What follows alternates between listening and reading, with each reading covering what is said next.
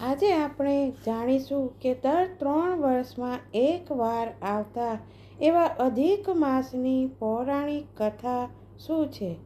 આ કથા દ્વારા તમે જાણી શકશો કે અધિક માસ શા માટે આવે છે અને મલ માસના પુરુષોત્તમ માસ બનવાની પૌરાણિક કથા સાંભળીશું. અધિક માસ માટે પુરાણોમાં ખૂબ જ સુંદર કથા સાંભળવા મળે છે કે આ કથામાં દૈત્યરાજ હિરણ્યકશ્યપના વધ સાથે સંકળાયેલી છે. પુરાણો અનુસાર દૈત્યરાજ હિરણ્યકશ્યપે એકવાર બ્રહ્માજીને પોતાના કઠોર તપસ્યાથી પ્રસન્ન કરી લીધા અને તેમની પાસે પોતાના માટે અમરતાનું વરદાન માગ્યું. અમરતાનું વરદાન માગવું પ્રતિબંધિત હતું, એટલા માટે બ્રહ્માજીએ તેમને કંઈ બીજું વરદાન માગવા માટે ખૂબ જ આગ્રહ કર્યો. બ્રહ્માજીએ હિરણ્યકશ્યપને બીજું વરદાન માગવા કહ્યું, પરંતુ અમરત્વનું વરદાન ન માગવા માટે કહ્યું. ત્યારે હિરણ્યકશ્યપે વરદાન માગ્યું કે તેને સંસારનો કોઈ પણ નર, નારી, પશુ, દેવતા અથવા અસુર પણ મારી ન શકે અને તે વર્ષના 12 મહિનામાં તેને ક્યારે પણ મૃત્યુ પ્રાપ્ત ન થાય. જ્યારે તે મરે ત્યારે ના તો દિવસ હોય ના તો રાત હોય. તે કોઈ અસ્ત્રથી ના મરે કે શસ્ત્રથી ના મરે, તેના ઘરમાં પણ ના મારી શકાય કે ના ઘરની બહાર મારી શકાય. આ વરદાન મળતા જ હિરણ્યકશ્યપ ખુદને અમર માનવા લાગ્યા. આવો આગળ કથામાં શું થાય તે આપણે સાંભળીશું.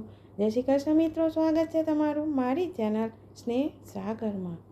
જો આ મલ માસ કેવી રીતે પુરુષોત્તમ માસ બન્યો તે કથા આપ સર્વને પસંદ આવી હોય તો મારી ચેનલ સબસ્ક્રાઈબ કરી બેલ આઇકોન હિટ કરી લાઈક અને શેર કરશો, જેથી આવી નવી માહિતી અન્ય સુધી પહોંચી શકે.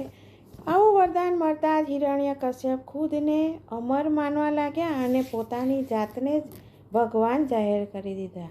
વિષ્ણુ ભગવાનના કોઈ ભક્ત ધરતી પર ના રહેવો જોઈએ. જ્યારે શ્રી હરિના પ્રતાપે હિરણ્યકશ્યપનો પુત્ર પ્રહલાદ જ વિષ્ણુ ભગવાનનો સૌથી મોટા ભક્ત થયા અને તેમને મારવાના હિરણ્યકશ્યપના તમામ પ્રયાસો વિષ્ણુ ભગવાને નિષ્ફળ કર્યા. અને એટલું જ નહીં, પરંતુ તેમણે ભક્તનો જીવ બચાવવા માટે હિરણ્યકશ્યપનો વિનાશ કરવા માટે સૌથી પહેલાં 12 મહિનાને 13 મહિનામાં બદલીને અધિક માસ બનાવ્યો. સમય આવવા પર ભગવાન વિષ્ણુએ અધિક માસમાં જ ઋષિ અવતાર એટલે કે અડધા પુરુષ અને અડધા સિંહના સ્વરૂપમાં પ્રકટ થયા અને સાંજના સમયે ઘરના ઉંબરા પાસે નખની મદદથી હિરણ્યકશ્યપની છાતી ચીરીને હિરણ્યકશ્યપનો વધ કર્યો. દરેક ચંદ્ર મહિનાના દરેક મહિના માટે એક દેવતા નિર્ધારિત છે, પરંતુ આ વધારાના માસના અધિપતિ બનવા માટે કોઈ પણ દેવતા તૈયાર ન થયા. તેથી ઋષિ મુનિઓએ ભગવાન વિષ્ણુને આગ્રહ કર્યો કે તે આ મહિનાનો બોજ પોતાના ઉપર લે અને તેને પણ પવિત્ર બનાવે. ત્યારે ભગવાન વિષ્ણુએ આ આગ્રહને સ્વીકાર કરી લીધો અને મલ માસની સાથે જ આ મહિનો પુરુષોત્તમ માસ પણ બની ગયો.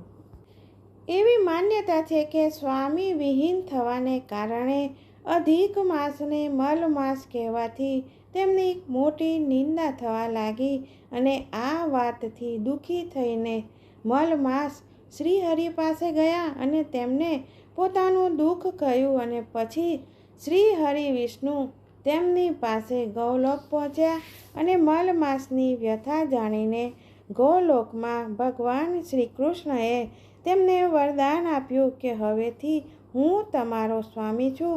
આનાથી મારા બધા જ દેવી ગુણો તમારામાં સમાઈ જશે અને હું પુરુષોત્તમના નામથી પ્રસિદ્ધ છું અને મારું આ નામ તમને આપું છું.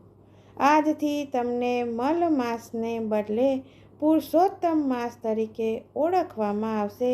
એટલા માટે દર ત્રીજા વર્ષે તમારા આગમન પર જે વ્યક્તિ ભક્તિભાવથી કેટલાક સારા કાર્યો કરે છે તેને અનેક ગણું પુણ્ય મળશે.